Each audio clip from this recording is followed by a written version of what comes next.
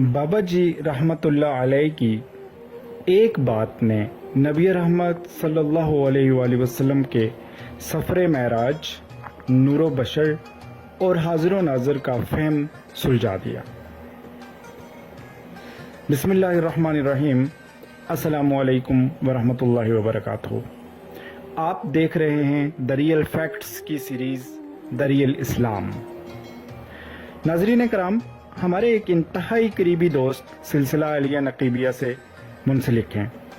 सिलसिला अलिया नकीबिया तरीक़त के बड़े तकरीबन सारे सलासल का एक गुलदस्ता है जो हज़रत सूफ़ी फ़कीर मोहम्मद नकीबुल्लाह शाह साहब रहमतुल्लाह अलैह से मंसूब है। सिलसिला अलिया नकीबिया का मरकज़ी आस्ताना अलिया नकीबाबाद शरीफ में है, जो कसूर शहर से 6 किलोमीटर के फासले पर है। हमारे मज़कूरा दोस्त हज़रत सूफ़ी मोहम्मद अज़मतुल्लाह शाह साहब रहमतुल्लाह अलैह के इरादतमंद हैं। उन्होंने बताया कि हुस्ने इत्तफाक से एक साल हम शब मेराज को बाबा जी रहमतुल्लाह अलैह की महफिल मुक़द्दसा में शामिल हो गए।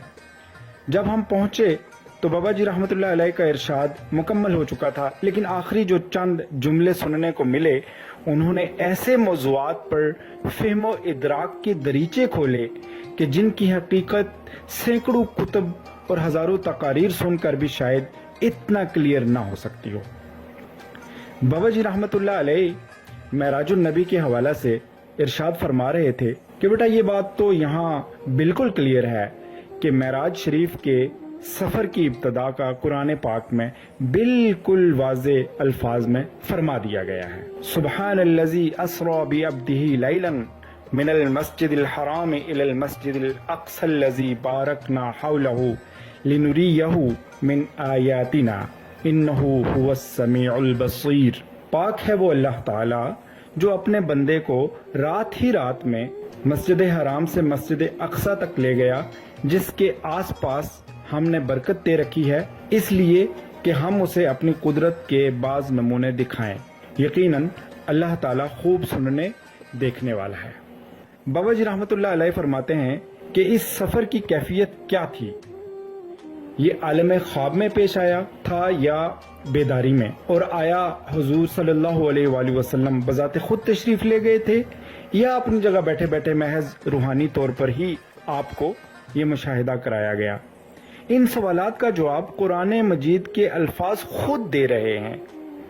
सुब्हानल्लज़ी अस्रा से बयान की इब्तदा करना खुद बता रहा है कि ये कोई बहुत बड़ा खारके आदत वाक़या था जो अल्लाह ताला की गैर महदूद कुदरत से रोनुमा हुआ।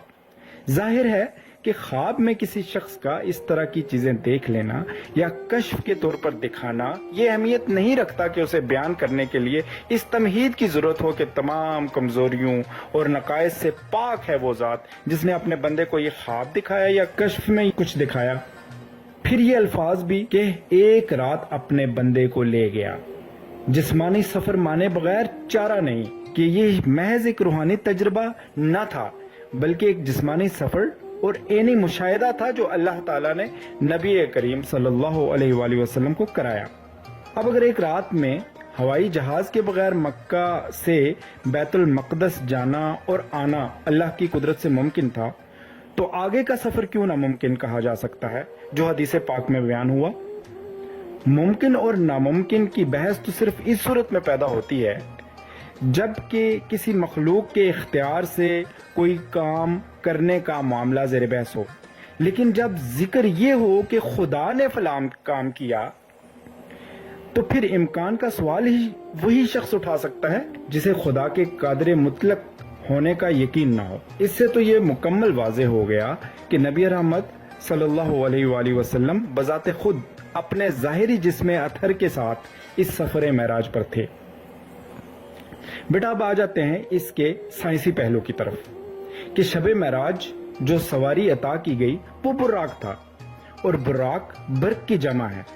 बर्क से मुराद बिजली है, यानी लाइट, और ये बर्क नहीं बल्कि बुर्राक था, यानी बर्क का सुपर पावर, सुप्रीम।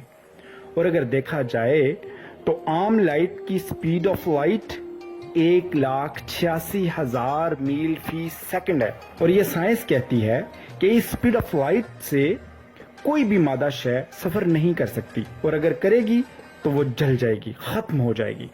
اور اگر اس عام برق کو سپرلیٹو میں کنورٹ کریں تو براق بنتا ہے.